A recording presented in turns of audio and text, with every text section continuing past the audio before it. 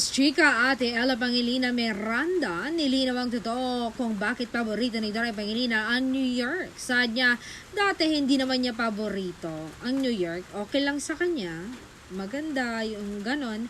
Pero nung dumating si Belle sa buhay niya, and that made New York even memorable for him. So yes, Donnie and New York filled with memories with Bel Mariano. Ito ang totoo at walang halong kaetyukan o kadiluluhan.